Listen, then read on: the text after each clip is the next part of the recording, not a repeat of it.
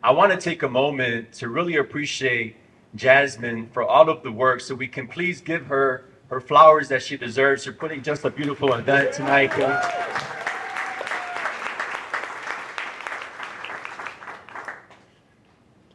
I'm going to get set up here, but Jasmine, thank you so much. Look at the community that you've created, the space. It's a resemblance of all of the work that you're putting in every single day and all of the work that you do. So thank you so much. All right. Let me get set up here and we will get started. I know. I got kids, so I got to make sure my passwords. That's right. All right, let's begin. Welcome to Sembrando Raíces. We will be celebrating women leadership, entrepreneurs, community, and Sembra's 1-year anniversary. My name is Pablo Torres. I am the founder of Pablo Well Talks. I'm also an entrepreneur. I co-own a uniform business with my brother. It's called Scrub Depot. We provide medical apparel and work uniforms. We have 2 locations in Chicago, Latina owned, by the way. And we also have 2 stores in Northwest Indiana. So if you have any friends, family members that are in the medical industry or just need any type of work apparel, we would appreciate your support. I'm also a wealth management advisor. I've been a financial planner for the last 6-7 years. And for those who don't know me, I started Pablo Well Talks as a financial literacy movement. I've had the pleasure to help and guide my clients with financial planning because, let's just be honest, financial literacy, those conversations is not something that we're used to having at home. Do we agree? So it's inspired me to give back all of the knowledge that I've gained over the past 6 and 7 years. And it's been an amazing journey. And if you want to be involved, I would welcome you to be a part of those events. Very similar to what Jasmine is doing. We are also providing resources to our communities, but we are also trying to inspire people to work towards their wealth journeys, that have a healthier relationship with money. It's beautiful to see everyone here with, the 1-year founding of Sembra. We get to hear Jasmine share about her mission and the discussion to bring us closer as a community, but also cultivating connections, creating conversations that are very important. Growth and advancement is essential so that we can all succeed together. Before we introduce the panelists, I want to just have a quick show of hands. If you've attended a Pablo Well Talks event, can you just raise your hand for me, please?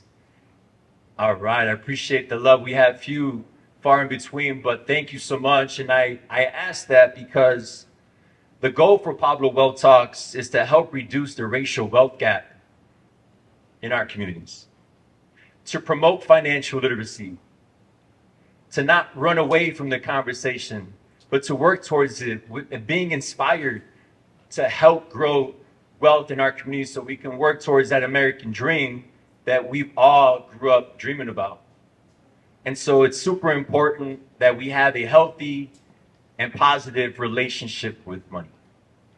All right, that's my 30-second commercial there. So if you have not attended a Pablo Well Talks event, we have a tradition that we start our events with. And this tradition is going to be for 2 minutes. You're going to look at your neighbor to your right. You're going to look at your neighbor to your left. And if you know them, you're going to look at the neighbor behind you. So that you don't know someone, that specifically you can spend 1 minute each to introduce yourself, number 1. Number 2, exchange info. How can you collaborate with each other? How can you make sure you're supporting each other's business? Whatever they're doing, I appreciate what you were saying just about giving back. And that's what it's about. So I'd love for you guys to spend 2 minutes. You guys are going to be on the clock because we can talk. Latinos can talk. So for the next 2 minutes, I would like for you guys to do the following 3 things. Number 1, introduce yourself.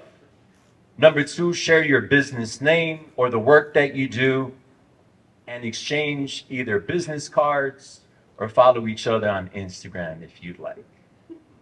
So we're going to do that for the next 2 minutes. You guys are going to be on the clock. 1 minute to your left neighbor, 1 minute to your right neighbor. So let's get started. 2 minutes. We are on the clock. Let's get started. Go.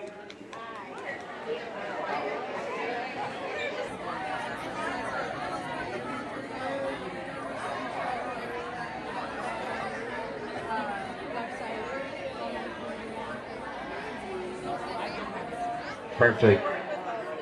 Thank you so much, everyone. How did that feel? Expanding access. Did you guys make a new friend?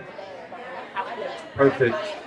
I just wrote today. All right, let's get it back together, y'all. Thank you. Thank you so much. That's amazing to see. From our point of view, it's a beautiful sight. So thank you for... See, the alarm went off, so we were right on time.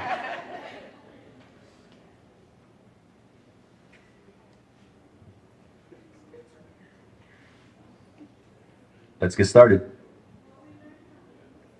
If you had not attended a Pablo Well Talks event, this is how we start. Did you know, according to the U.S. Department of Treasury, the U.S. Latino economy grew to $3.6 trillion as of 2022. Trillion with a T as of 2022. That would make us the 5th largest economy in the world, surpassing France, Canada, the UK, and India. There's approximately 5 million Latino-owned businesses across the US, generating more than $800 billion in annual revenue. Can we give, please, a huge round of applause for all the work that we're doing? Nearly 1 in 4 new businesses are Latino-owned. Latinos are starting businesses at almost twice the rate of non-Hispanic entrepreneurs. We are booming, yo.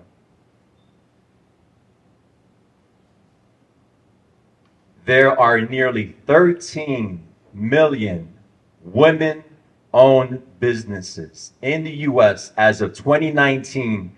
An estimated 10 million people are employed by women-owned companies, generating nearly $1.8 trillion in revenue. So any women-owned business owners in the room, let's please give them a huge round of applause for all of the work that you're doing.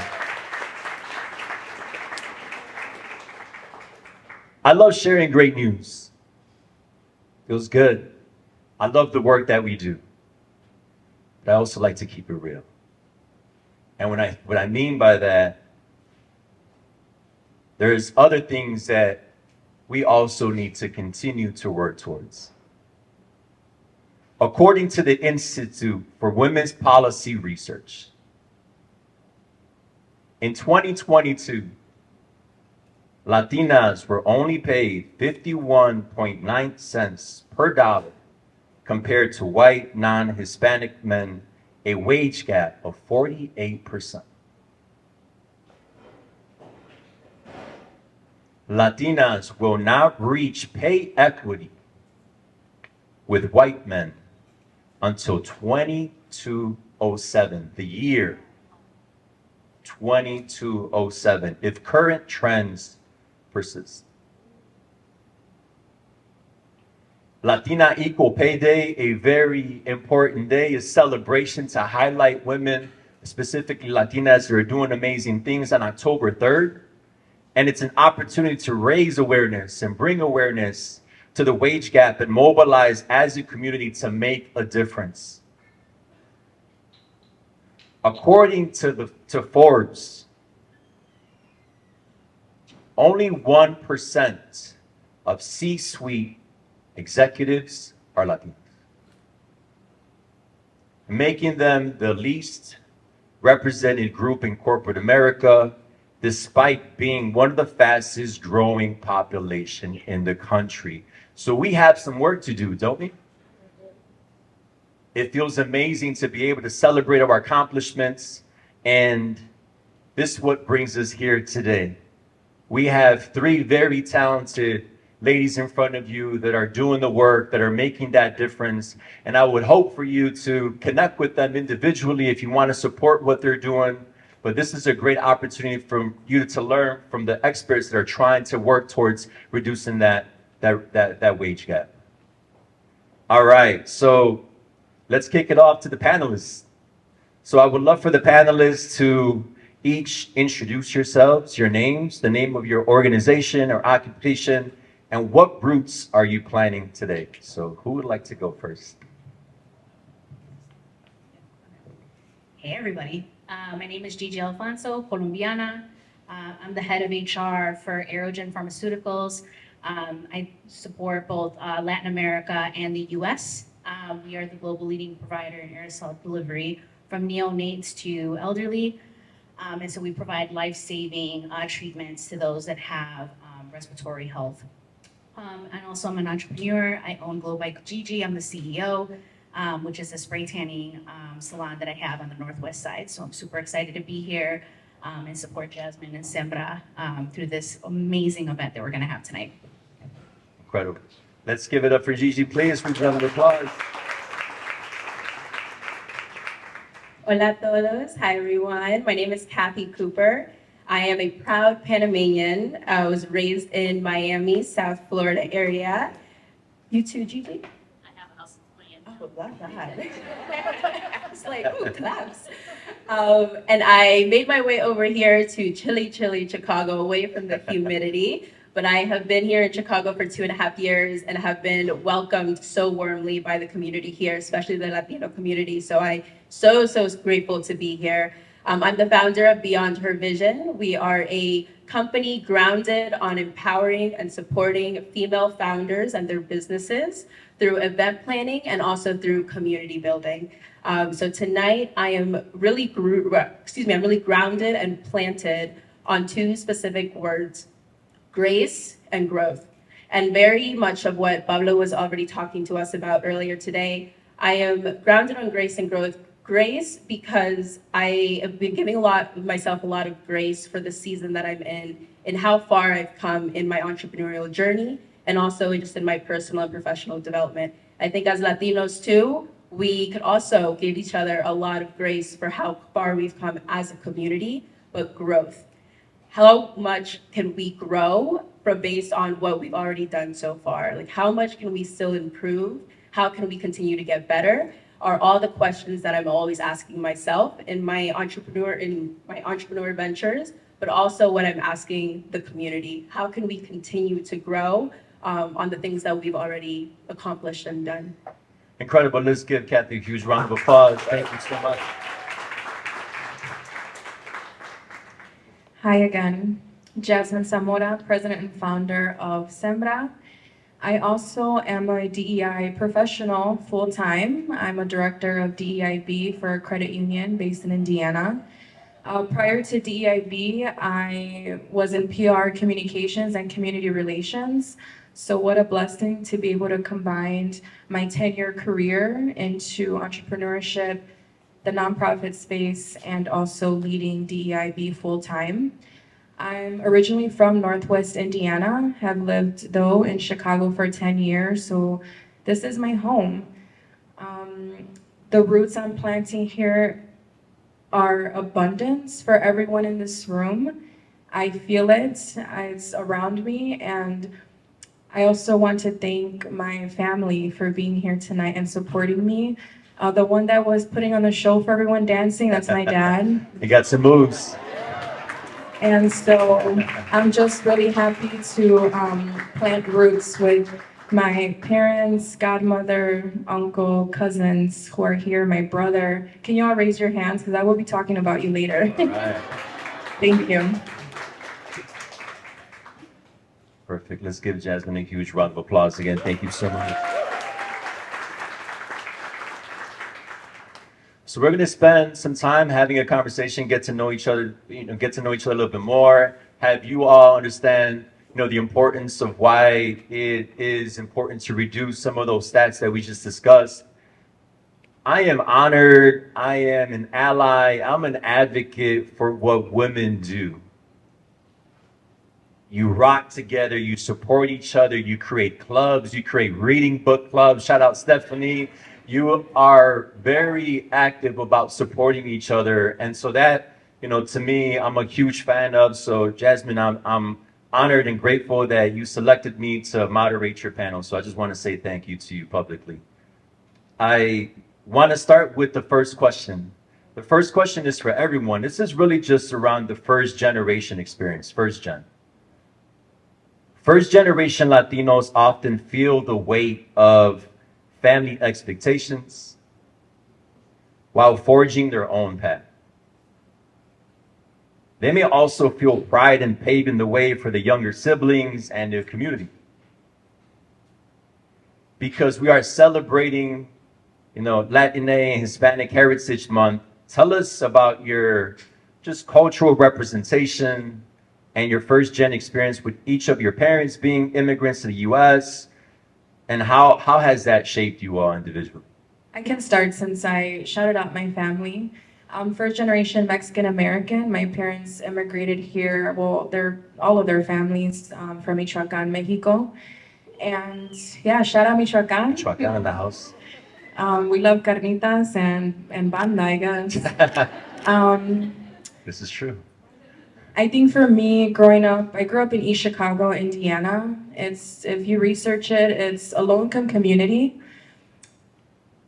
It struggles across various social issues such as violence, access to education, graduation rates are not the best, but it's a vibrant community, one that I grew up in, and everyone supported one another. I had a lot of friends. And I really admire that. I admire my environment that I grew up in. So even though we didn't grow up in, I would say, the best of access, my parents never made me feel like I was missing anything. And the role models I had around me, such as my godmother who's in education and other aunts who went to IU, I always had different examples to look up to. So I'm very privileged in that sense that I had the vision of going to college. I had the vision of doing whatever I wanted with my career. And yes, I felt a lot of pressure. When I went to college, I flunked out the first semester because I thought I wanted to be a doctor, and that just was not the path for me. And I remember going to my parents and crying and saying, I'm failing, I'm not doing well, like I don't know what to do. Whoa. And my dad said, just do what you love to do. That's all you have to focus on. And for me, that was writing. And so I managed and switched to Purdue and went into degree in journalism and then got minors in PR in English and Spanish. And so from there, I went into comms and my whole life changed and moved to Chicago and all of that. A lot in that story, but I think at the end of the day, for me, it's about just following your passion. And yes, there's a lot of pressure to succeed, but we're doing it. You're succeeding in every single step that you take, no matter if you trip a little, take a different path, take a little bit longer than someone else. As long as you make it, that's what's important. And so that's what first gen means to me, is just making it, whatever that looks like for you. Incredible. Thank you so much, Anthony.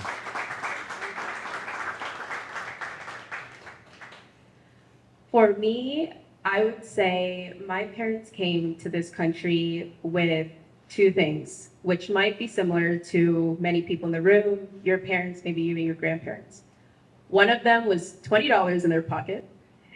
The other one was a dream for a better future for themselves, for their families, and for their children. And so one of the things that my parents were really grounded on was education. This, they realized, was their path to success. And so my parents, they got their college degree here in the US. My dad got his college, his MBA, his PhD here in the US. And that was all from my grandparents not even graduating from high school. Shout out to your dad, by the My way. gosh. It fills me up with so much pride and joy. Oh my gosh. Yeah. And so education being so important to them and being so foundational in their journeys here in America really translated over in how they raised me and how they taught me about the importance of education. And so I went to a public middle school that was under-resourced, underprivileged, didn't have good teachers, students weren't wanting to achieve success. My parents took me out of that middle school and planted me into a private school that cost a lot of money. And how did they pay for my tuition to go to this private school? They ended up taking jobs at the private school in addition to the jobs that they already had. And so my dad worked as a security guard on the weekends, and my mom worked as a teacher's aide during the week on top of her 9 to 5. And this stuck with me and still sticks with me to this day because it's that sacrifice that they made in order to get their children, me and my sister, to become who we are today. And I get emotional about it because it means so much to me, of course.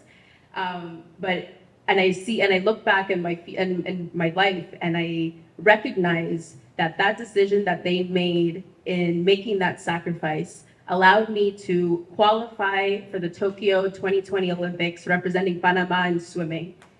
It allowed me to, thank you.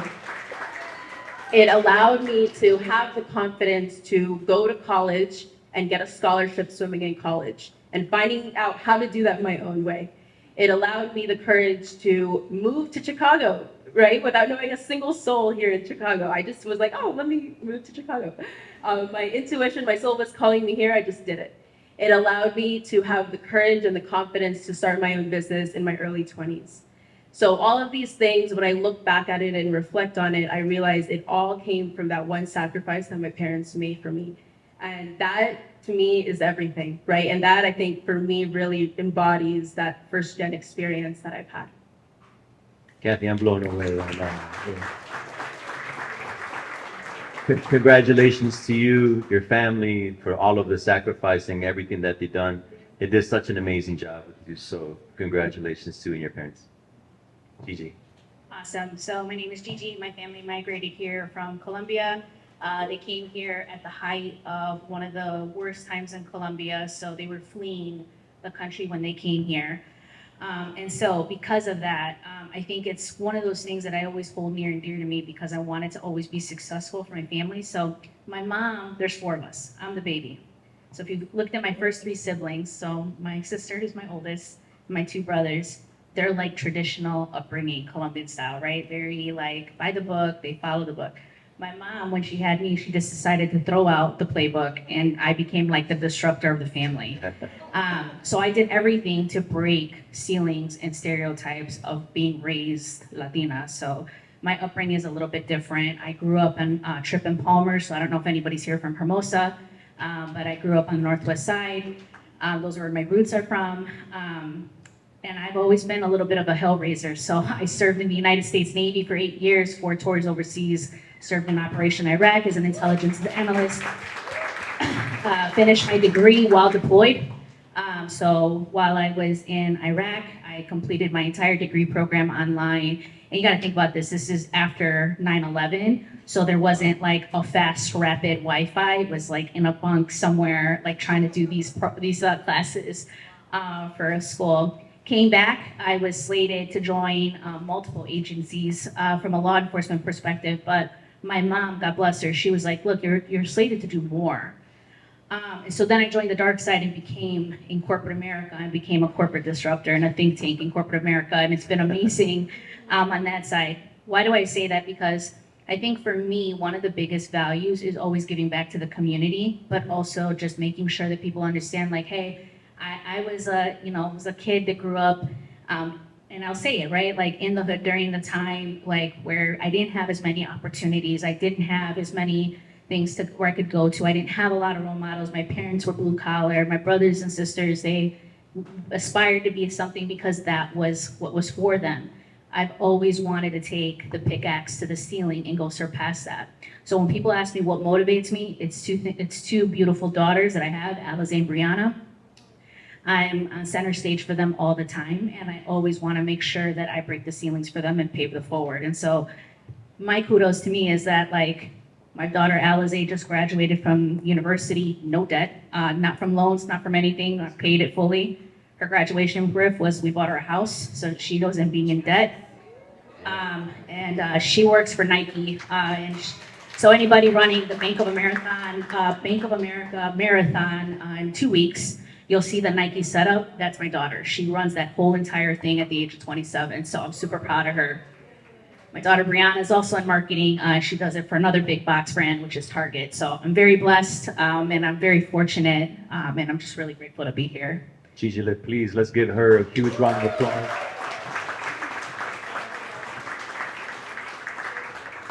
Congratulations to you, your daughters. Thank you for your service, Gigi. Such a badass. The second question is more around the journey, the come up, we like to call it, from Chicago. And each of our panelists represent both being able to navigate, as they all shared, the corporate sectors, but also balancing entrepreneurship. If Gigi and Kathy, if you can just tell us both, how do you find balance and inspiration within each? Because I would imagine that's shifting hats, you're wearing multiple hats throughout the day, and also having a conversation with yourself to make sure that you're also being the best version of yourself in your corporate space, but also running a business. So we'd love for you to share your wisdom, please. For me, it's about servant leadership. So it's always giving back to the people in the organization. I've always wanted to disrupt the thought of HR because people always think it's negative.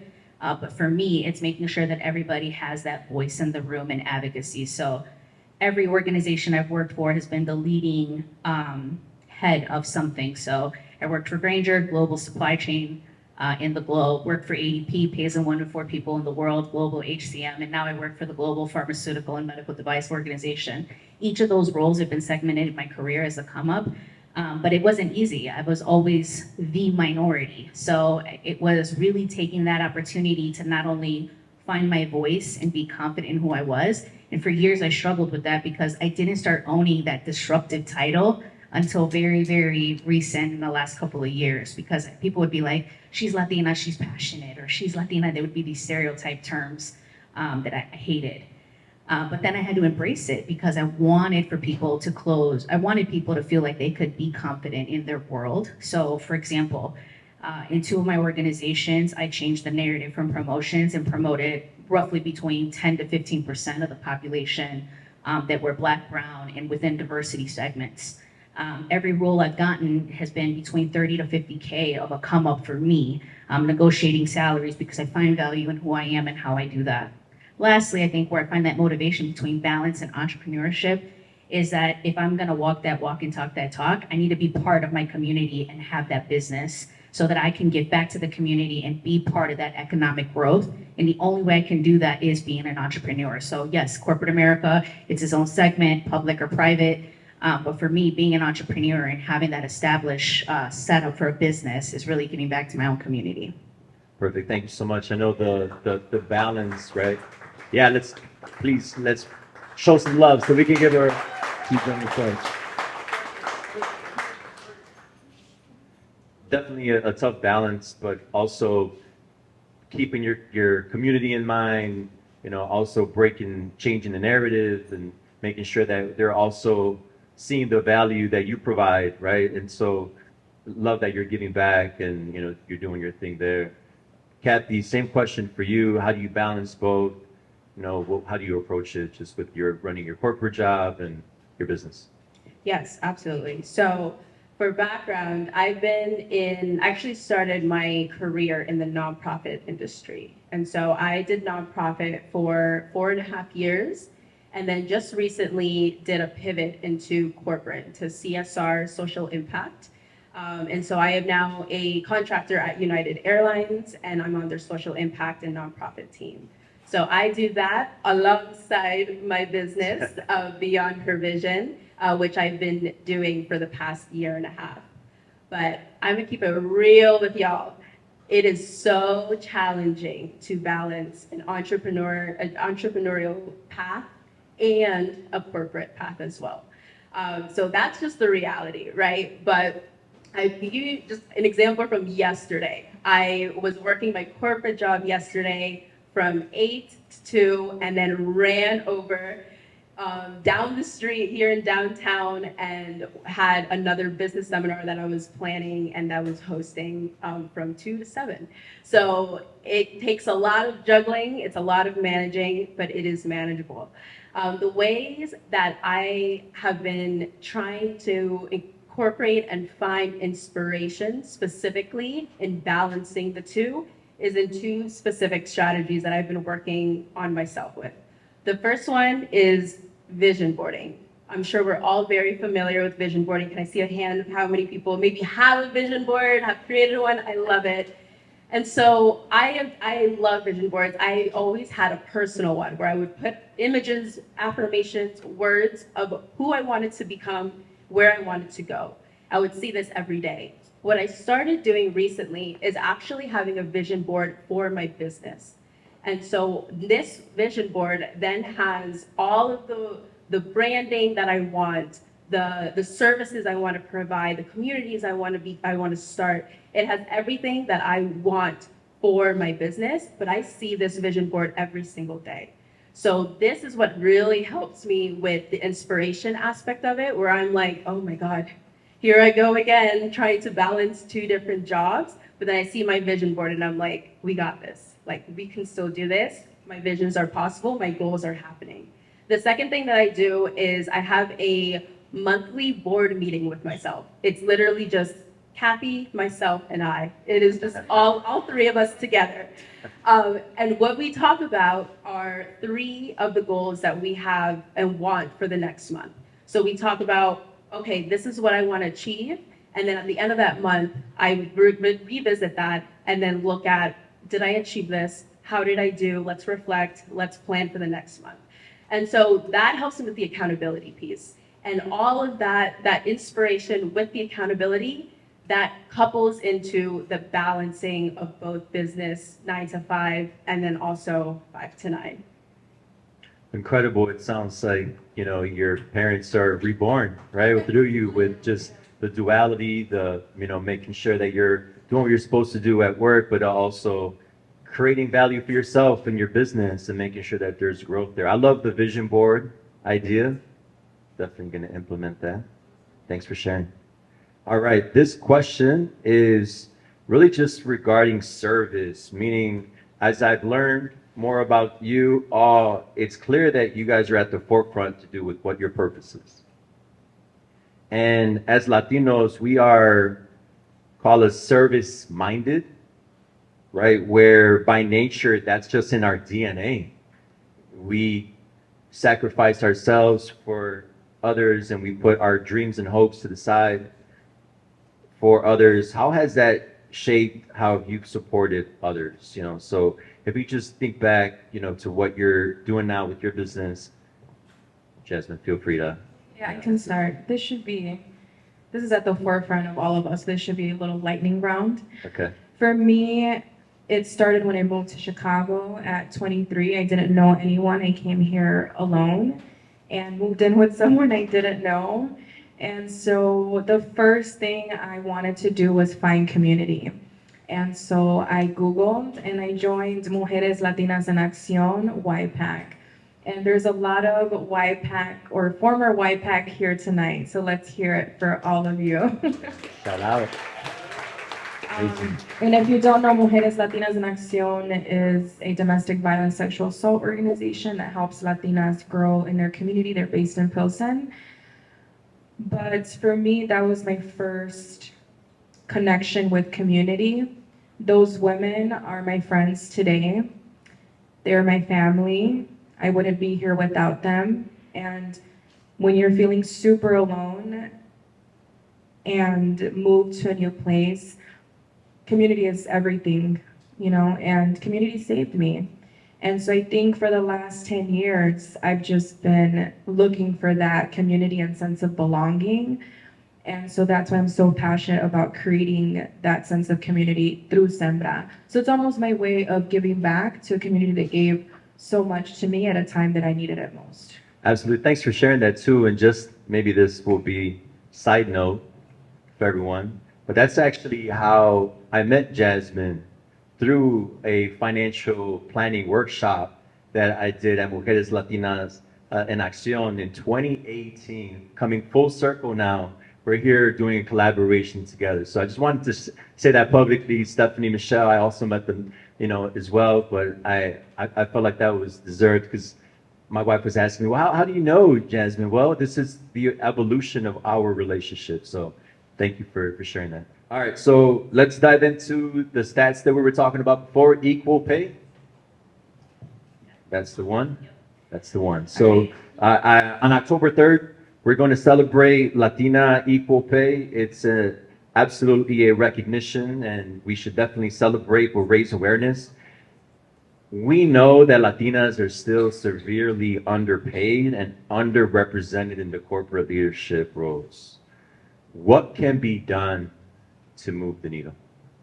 I think we need to do more of like advocating for each other and helping us, like, we need to share more the roadmap. We can't just be like, okay, I come up and we don't bring the next person up with us. So it's that inclusion, right? It's that ability to just say, hey, how did you get to that? How did you get to it? How do you share? And I spent a lot of time volunteering my time, communicating and mentoring and sponsoring a lot of women who are trying to move up not only in the corporate ladder, but also in the entrepreneurial spirit too. And like I mentioned earlier, right, I don't think we value a lot of the things that we bring to the table. So for example, did you know that you can advocate yourself from a salary perspective if you're fluent in Spanish? So every time I've been in a role, because I'm sure some of you have worked in a place where like, oh, you speak Spanish, can you take this call, right? Oh, take this, right? But you're not paid for it.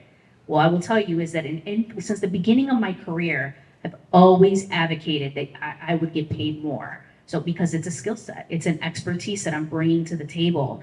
And it's been very fruitful for me, whether it's within my compensation, LTI, stock, bonuses, because look, if I'm gonna be utilizing that skill set, that God-given skill set that my mom gave me, I'm gonna get paid for it. And so I think it's always educating people like, hey, like you have value, you have skill sets. It's the same thing from an entrepreneur perspective, right? So in the Latino community, I don't know, I think it's because we come from a place of familia and we're always like, no se preocupe, I'll give you a descuento, right? But sometimes we're expecting it and we shouldn't be asking for discounts within our own businesses and our communities. We should pay the full price because it benefits everybody in the community. And so I'm a huge advocate for that. I'm constantly empowering and supporting businesses within the community and ensuring that they get the full right and their flowers. My sister-in-law's in here. Jackie's here, AFS. She does taxes. She's up there to set up the business. It's a connection through me to have her here and support her. There's other vendors here that I know. It's always about that. It's just really educating. If you don't know how to advocate for yourself, utilize someone in your network. So for example, Pablo here, right? Like he does the whole wealth management. Believe it or not, I've had a wealth advisor for before I even had money just to help me educate like on my credit, how do I utilize that? So that's how we continue to close the gap, is utilizing the resources we have in our community, continuing to have the right conversations, advocating for ourselves. Don't be scared. The worst thing that can be said to you is no. It's okay. Then they don't value you. The next company, I promise you, there'll be a leader like myself that's gonna look to you. It's gonna be like, yeah, you know what? I have a 90 million P&L. I'm gonna take you because you're the right candidate and I want you in this role because I value your skill sets. There's more leaders like us than you would imagine. We just don't advocate ourselves in that perspective. Very well said. Thank you so much. Yes. Kathy. Actually, before I answer the question, I'm gonna call on you, Jazz. But earlier today, or not today, earlier this week, Jazz gave a really beautiful definition and example of the difference between a mentor and a sponsor. And so I would love her, if you remember, to share with us what that definition is, and then I can continue. On the spot. Don't look up this definition. And, what is it, Merriam-Webster? I don't know. Right. Uh, ChatGPT. Yeah, no, please no, please no. I don't use That's that, by the Oh way. yeah, that's right.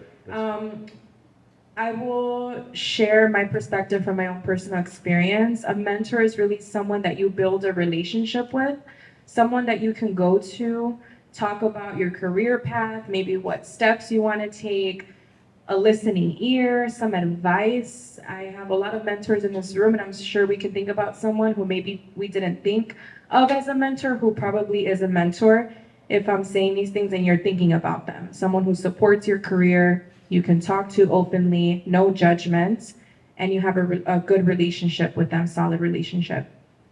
A sponsor is someone who is going to put you in the positions that you wouldn't have otherwise received or been up for if it wasn't for that person.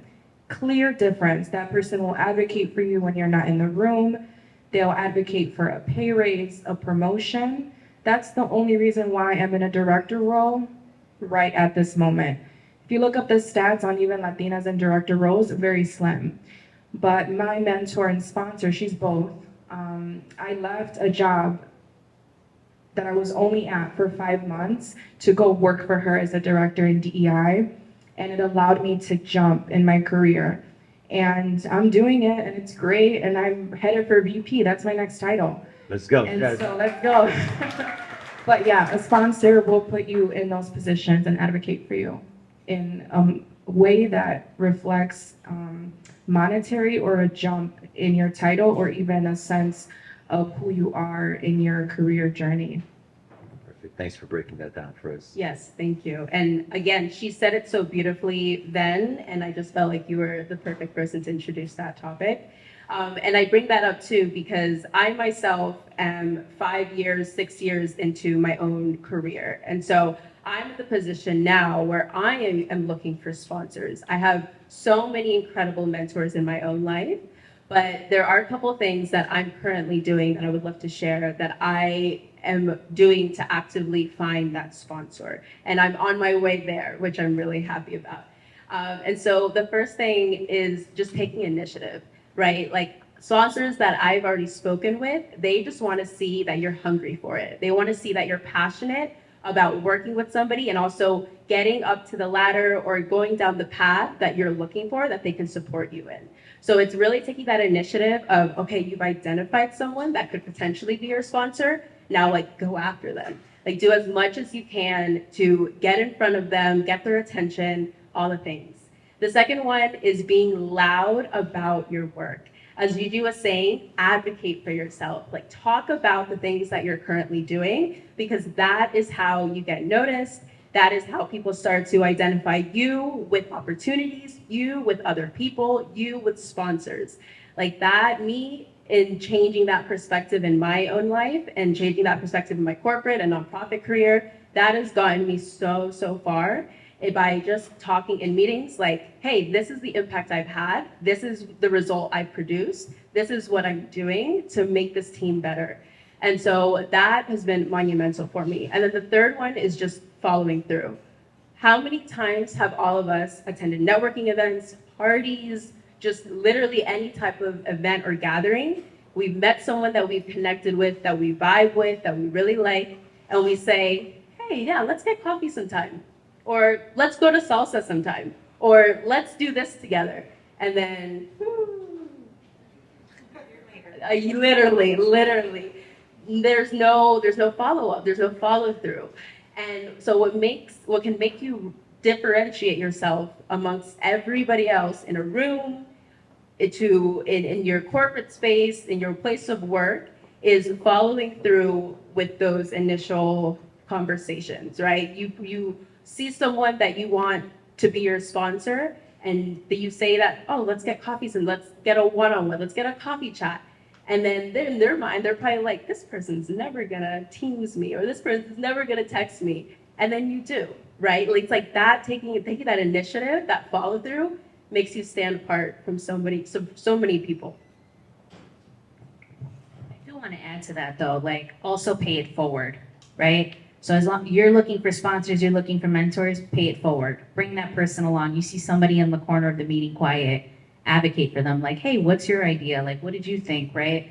That's how we continue to that cycle of paying it forward. So on top of you doing your own career journey, as you're continuing to grow and you see somebody that's the next up and comer, that to me is what excites me. I love seeing the next up and comers. I love seeing like young, Latinos or Latinas that are coming up and they're doing their entrepreneurs, or they're the next CFOs or the next CEOs. Like, that's how we continue to advocate. So just please make sure you're always paying it forward, because that's how we continue to grow. Our strengths are in numbers.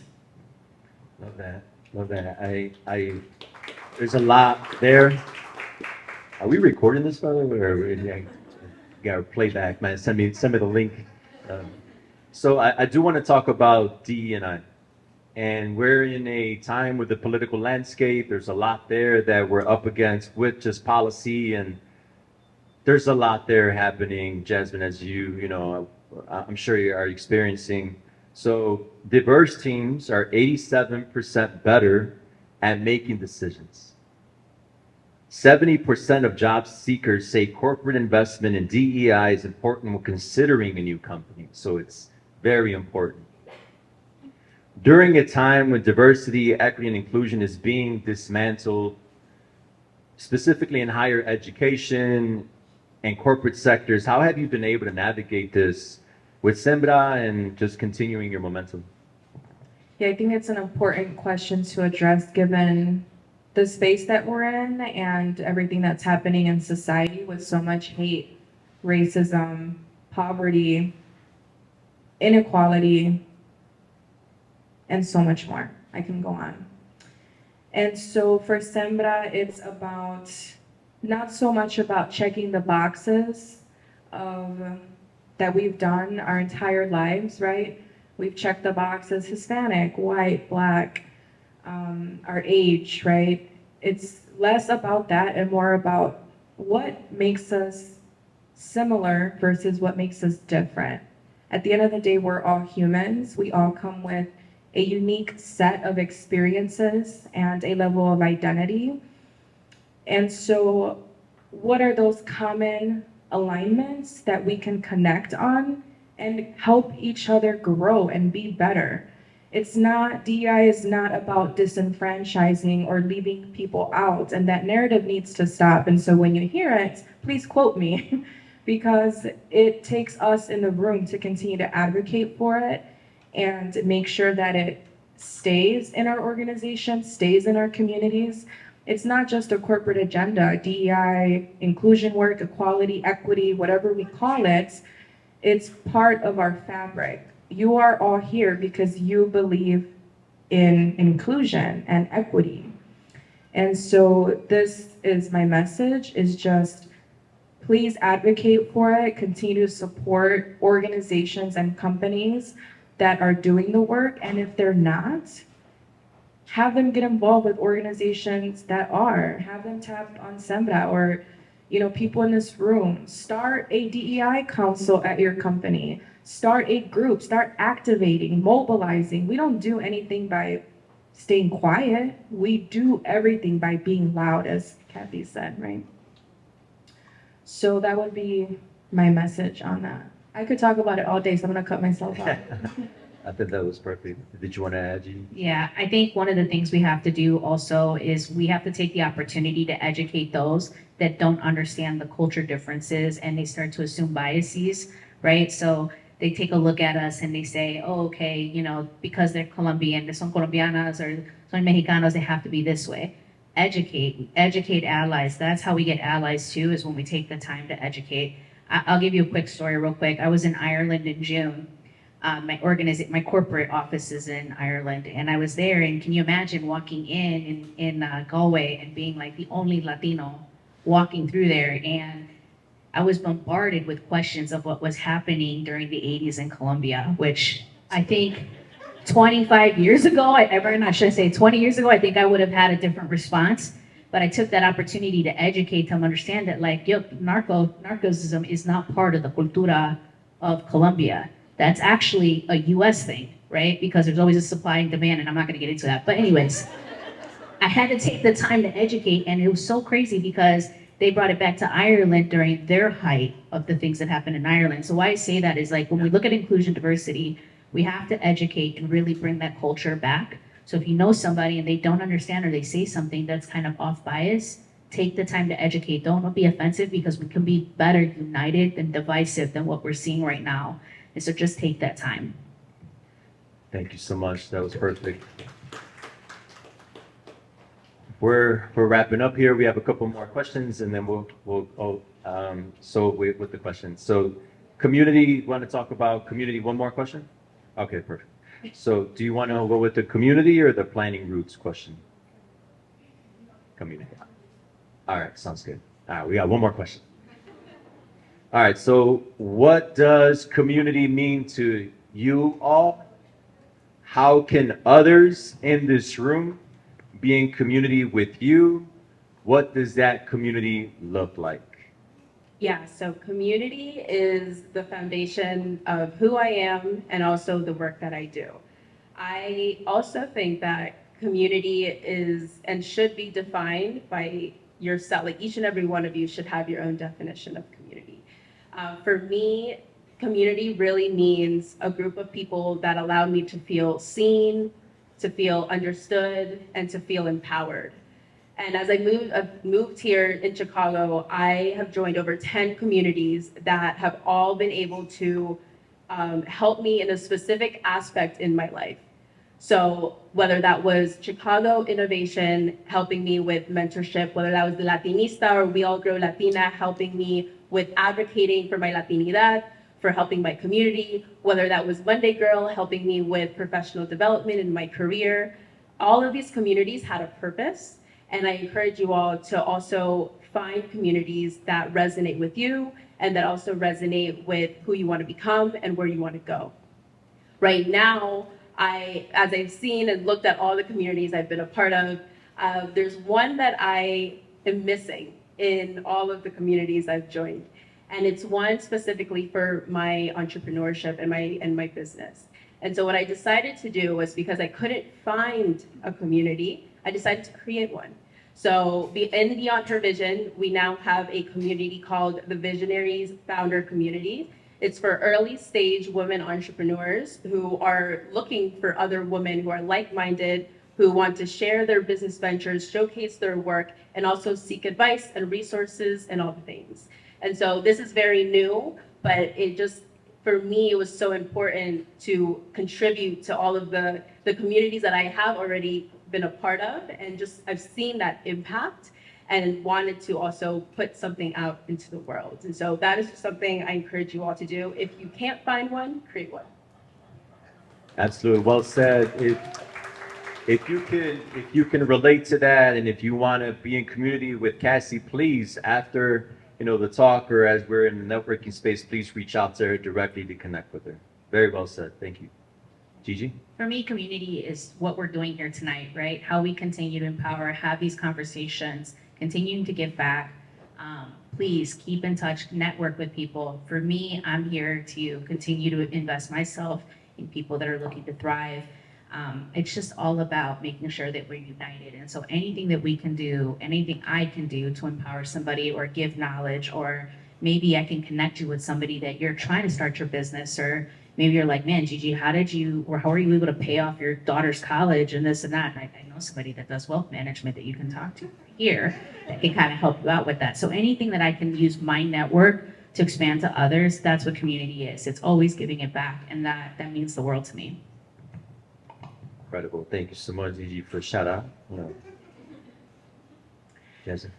I would just say, as someone who spent a long time seeking a space of approval and belonging, I want to reiterate that this is a safe space for you all and a space of belonging. And I hope that you find community with Sembra. We're just in infancy, I feel. And so we really need the support from every person in this room to not only continue on the journey with us, but just as we're all staying here, let's connect with one another, share resources.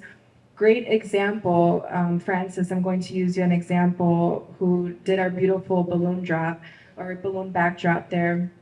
We were connected through Chicago Latina magazine, and it was really a little bit last minute. And I said, hey, like I don't have a lot of budget to support you, but if you want to help, like I would love that, you know.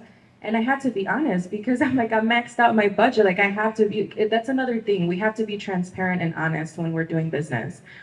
And so she calls me and we talk. And she's like, no, I want to support you. I want to support you. Let's exchange services. And she's here and she did this beautiful backdrop and she helped me ideate the space because she's also an event planner. And so I just want to say thank you so much for doing that.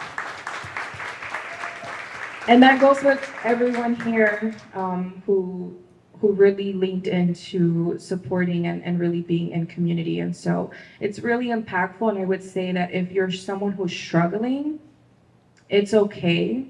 And you will find that space and reach out to whoever it is for support and to find that if you are struggling. And we have some mental health professionals in the room if you need to talk to anyone or just explore options. But thank you so much. Perfect. Well, I do want to add to that, if that's okay, because that's what brought us together is community. And as you guys get to learn a little bit more about me, collaboration is such an important part of growing wealth together. And there's also a mental side of it. And one of the things that I'm a huge believer in is not having the, no gatekeeping, no, hey, let's share each other love. Let's talk about, how we can support each other and put each other on. So if we didn't collaborate, we wouldn't be able to have this conversation today. So again, Jasmine, thank you for providing the space. Thank you for allowing us to be in community with you and for everyone here. Let's please give her another huge round of applause for tonight.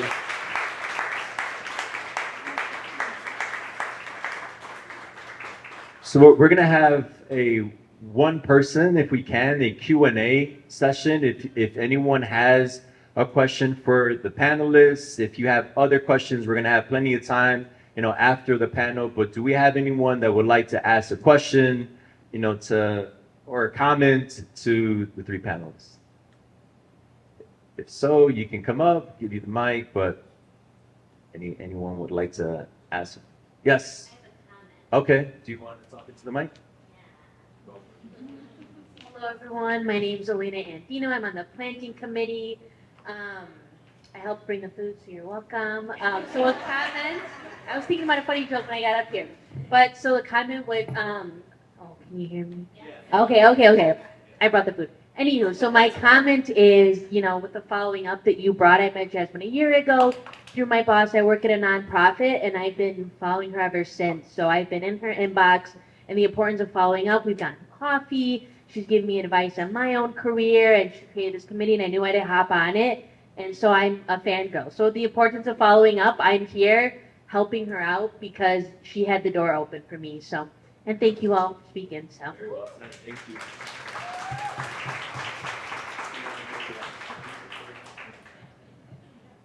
Okay, would anyone else like to say a comment or any questions?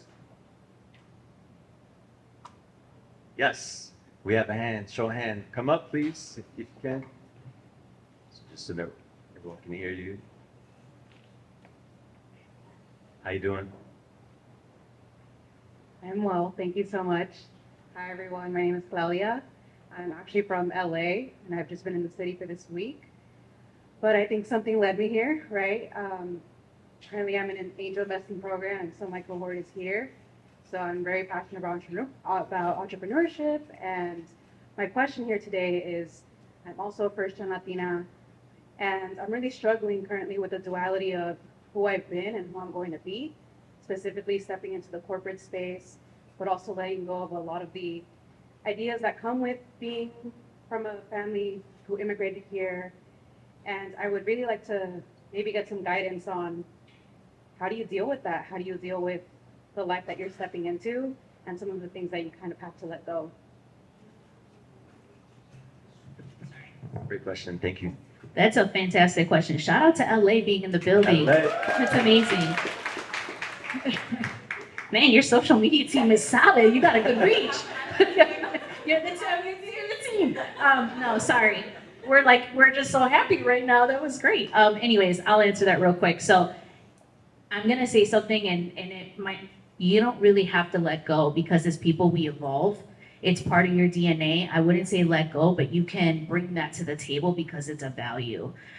Listen, I just went through this myself. I just literally 4-step jumped into the job that I'm in today. So I was a director at the regional level, and now I'm the head of HR for North America and Latin America. And I still bring my true self to work every day. I embrace that. Mi cultura, who I am as a person. I talk with my hands, right? Like I'm still jazzy, you know what I mean? Like I still got that spice into me. And so what I would tell you is embrace it. It's part of your DNA. You do not have to let it go. It's just bringing it into the new space. You're like a butterfly. You're going to continue to evolve. You're going to continue to change, but be true to yourself, be authentic, because that's what people are going to value, is the authentic self that you bring every day in, day in, out. So please don't ever feel that you need to change for a role. It's more about how you embrace that change and evolving, but you're bringing your true self to that. And I hope I answered your question.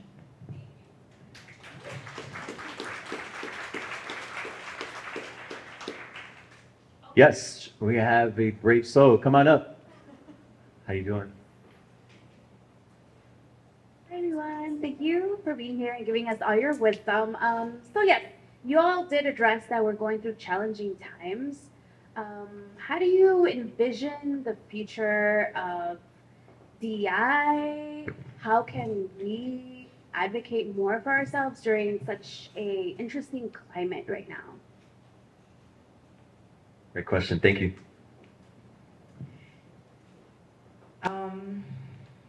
First and foremost, I think we need to be real with ourselves about the type of leaders we want in our communities and in our country. So I'm gonna just say it, y'all need to go out and vote because it matters. That is the future of DEIB. It's right now looking to get dismantled, and rights are being taken away by the day. And so we need to be really upfront with the type of world that we want to live in, not only for ourselves, but for the future generation.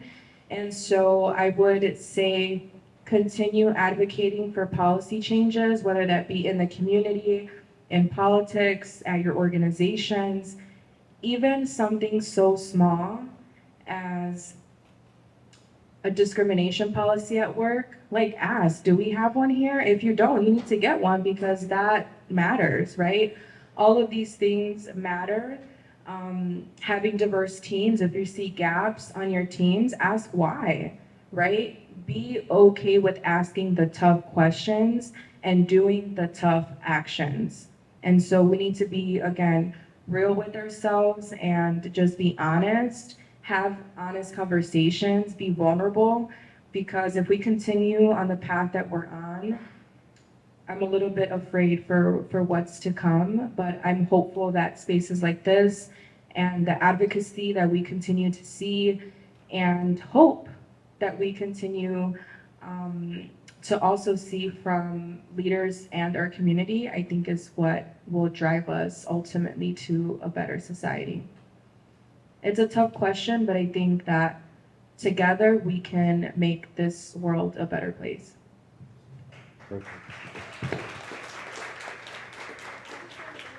Yeah.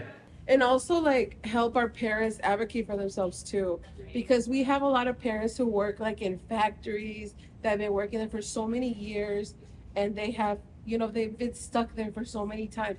And we, as we are the first generation living here, and we have voices and we have so many things that we already learned, and we should also like take that guidance to our parents and advocate for them and help them advocate for themselves to make them grow as well. So I feel like that's also good. 100%. I Yeah. think it's also the accountability factor, right? We got to hold our community leaders accountable. We got to hold each other accountable. We got to have the right conversations and continue to thrive, right? But also, we should be able to have conversations where we disagree, acknowledge it, and help each other, educate each other, and let's figure out how we can come to a common ground. Right now, it's so contentious and so divided that everybody just has this camera and they get on the internet. Next thing you know, they're trolling you, and then it's crazy, right? But in the reality, it's like, hey, let's have a conversation. Let's sit across the table. Let's break bread, right? We did that for so many years, and then something changed, right? So I would tell you is right now, diversity, equity, inclusion, and belonging is currently under attack, and we have to do better to hold accountability, and we need to bring it to the forefront. It's not just about, it's not an initiative. It's not just a strategic thing. It's not a return on investment in businesses. This is an actual thing that we all benefit from, and we can bring everybody along for the journey. Yes. How are you? Yeah. All right. Perfect. Well, let's give our panelists a huge round of applause, please, for